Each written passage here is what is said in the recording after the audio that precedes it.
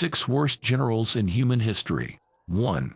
Quintus Servilius Scipio. This Roman officer did something very stupid. In 105 BC, his commander was negotiating with the Cimbri. This Germanic tribe had invaded a Roman province. Scipio rashly attacked the Cimbri army. The Cimbri destroyed Scipio's force. Instead of negotiating, they pushed on. The Romans lost 80,000 infantrymen and 40,000 auxiliaries and cavalry. Scipio was stripped of his Roman citizenship. He lived out the remainder of his life in exile, but he had managed to squirrel away 15,000 talents of gold.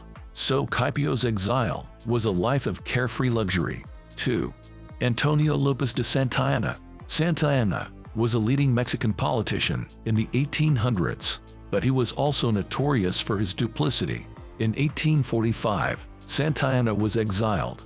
He offered his services to the United States. He traveled to Mexico on an American ship. Then he promptly changed his mind. Santa Anna led the Mexican troops in the Mexican-American War. He lost and was exiled again. The French installed Maximilian as Emperor of Mexico. Santa Anna again reached out to the U.S. for support. At the same time, he offered his services to Maximilian. The general was rebuffed by both parties. 3. Gideon Pillow. Pillow was a Confederate general in the U.S. Civil War. He was tasked with the defense of Fort Donelson. It was a key strongpoint on the Mississippi River. Ulysses S. Grant had encircled the fort.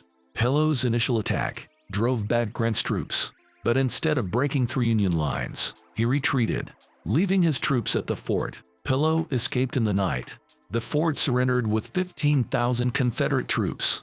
The loss of Fort Donelson collapsed the Confederate front line. 4. Charles Cornwallis. Cornwallis was a British general in the American War of Independence. In 1781, he was defending Yorktown. George Washington's troops outmaneuvered the Brits, but Cornwallis's garrison comprised 1/3 of the British force in America. Yet the American siege of Yorktown lasted just 8 days. The Cornwallis surrendered his entire army. This effectively ended the war, forcing the king to negotiate. 5. Pierre-Charles Villeneuve. The French admiral fought in the Napoleonic Wars. In 1804, he was in charge of the fleet at Toulon. His job was to draw the British fleet to the Caribbean. Villeneuve was then to return in secret. His ships would establish naval dominance of the English Channel. This would pave the way for a land invasion of Britain. But Villeneuve ignored his orders. He chose to head for Cadiz instead of the Channel. The Royal Navy blockaded the Cadiz port. Villeneuve was sacked, but tried to make it up. So he attacked Nelson's fleet at Trafalgar. Villeneuve lost 20 warships, while Nelson lost none. Captured by the British, the admiral took his own life. 6. Francisco Solano Lopez.